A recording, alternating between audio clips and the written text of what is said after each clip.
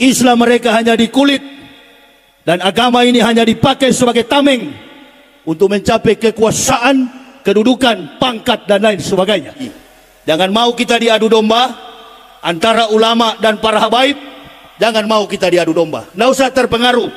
Ibu bapak, saudara-saudaraku rahimakumullah, kita tetap mencintai cucu Nabi, zuriat para nabi, para habibanah, para habib yang kita selalu jadikan sebagai guru kita. Di tengah keterbelahan umat Islam akhir-akhir ini membuat para tokoh agama angkat suara, termasuk mantan pendeta yaitu Ustadz Yahya Waloni.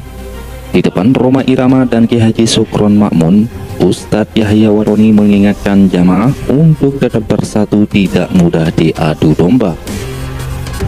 Ia juga bahkan secara tegas mengajak jamaah untuk tetap menjaga dan menghormati para habaib dan ulama. Namun yang membuat sebagian masyarakat kita tak nyaman adalah cara dakwah sebagian habaib yang mencaci maki, menyebarkan kebencian di tengah umat.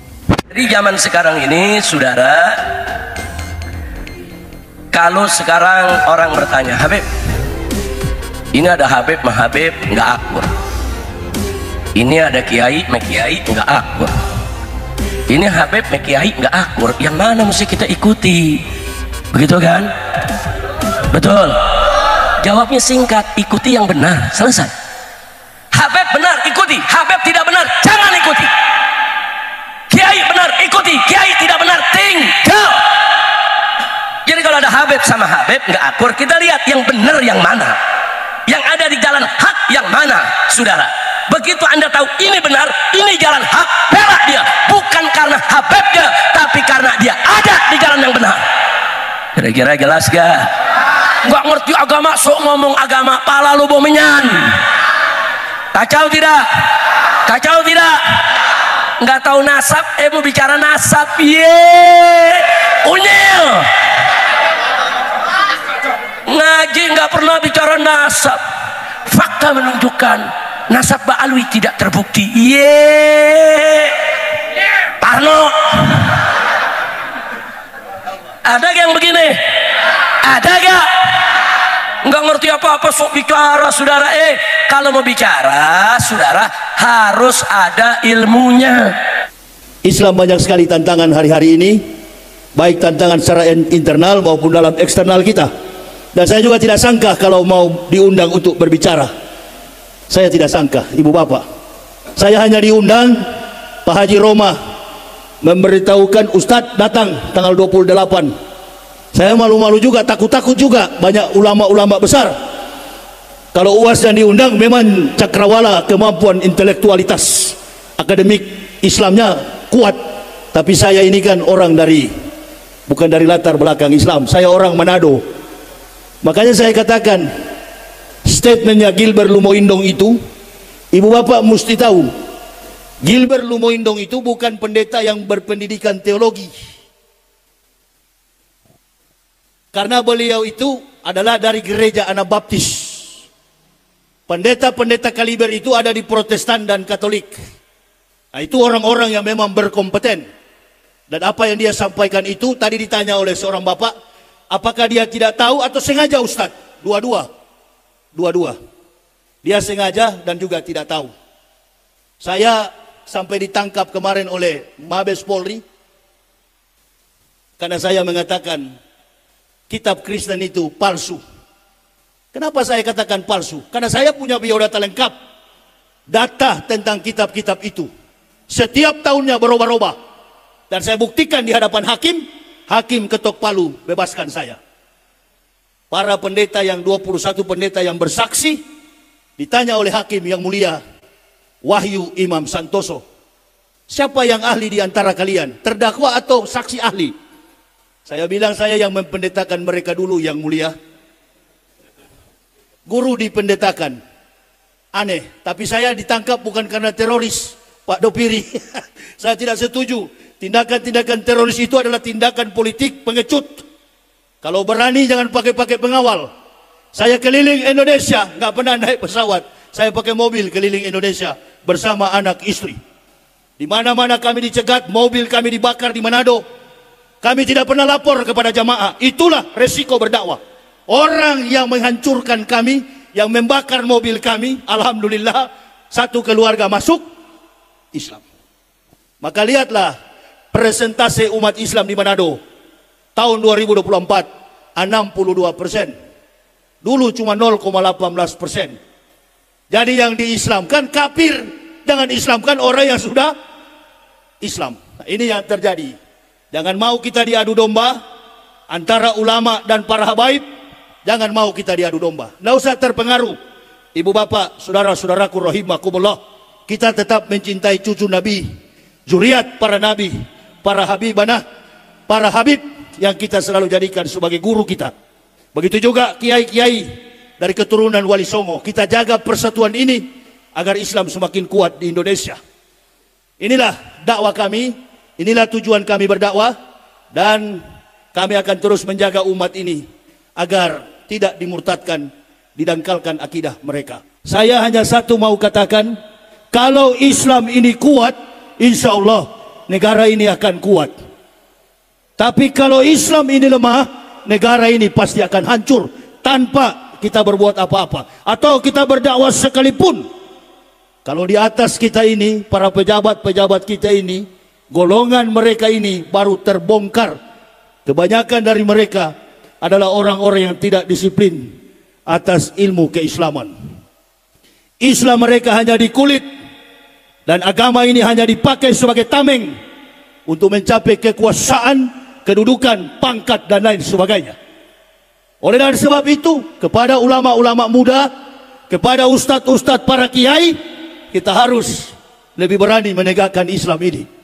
Tanpa harus menyinggung agama siapapun, tanpa harus menyinggung pribadi, demi tegaknya Islam di masa yang akan datang. Indonesia ini adalah mayoritas masyarakat penduduknya adalah Muslim. Saya bersyukur beberapa hari ini saya berteman dengan Pak Kiai Haji Roma Irama.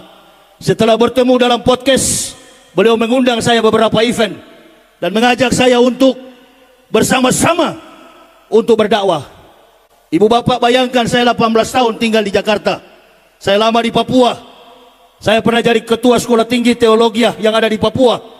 Saya keluar, suami istri dan anak-anak satu keluarga, kami mengucapkan la ilaha illallah.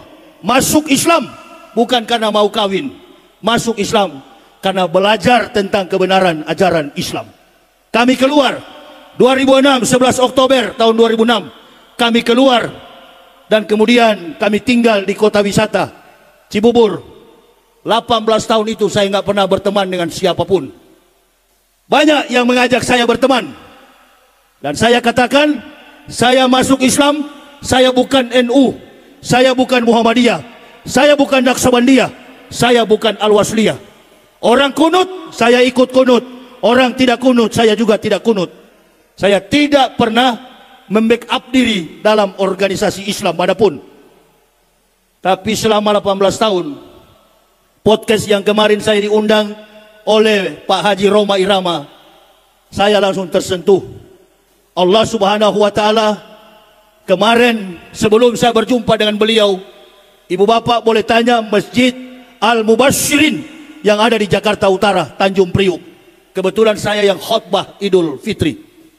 Saya di akhir khutbah, ketika tutup dengan doa, 15 menit kemudian saya tumbang dari atas mimbar. Tidak sadarkan diri, tidak bernapas lagi. Seluruh jamaah di dalam masjid menangis. Istri saya dan anak yang ikut. Saya sudah bilang dari jalan, kondisi kesehatan saya kurang fit. Kalau saya roboh dan meninggal, kuburkan saja di Tanjung Priuk. Sedih kami berangkat. Dan itulah tujuan kami. Konsistensi orang yang hidup adalah mati. Tahu salah, hidup kalau takut, mati. Seberapa lama kita hidup? Alhamdulillah. 78 tahun usia Haji Roma, 84 tahun usia Kiai Haji Sukron Makmum. Saya belum tentu sampai ke situ. Waktu saya roboh itu, panitia mengatakan kaki dan tangan Ustadz seluruhnya dingin. Tapi wajah Ustadz itu dalam keadaan senyum. Memang saya tertawa. Kesenangan apa yang belum saya rasakan? Kesenangan apa yang belum saya rasakan? Qad aflaha man tazakka wa zakara asma rabbih fasalla bal tusyrunal hayatad dunya wal akhiratu khair wa abqa. Ada perbedaan tujuan kafir hidup dan tujuan mukmin hidup. Ada perbedaan. Cari duniamu, disuruh cari, pangkat disuruh cari, jabatan disuruh cari, tapi tidak melanggar rambu-rambu dalam etika dan sekaligus syariat Islam. Itu yang saya selalu sampaikan kepada jamaah. Perbedaan antara agama saya yang lama, kafir, musyrik, saya keluar dari agama Kristen bukan karena saya tidak berprestasi, justru saya adalah pimpinan para pendeta. Saya berprestasi, saya keluar dari agama Kristen. 4 tahun lamanya saya mempelajari kitab 3 agama besar di dunia, Yudaisme, Kristen, dan Islam. Sampai saya bertanya, mana kitab Injil yang asli? Tertulis di mana kitab Injil yang asli?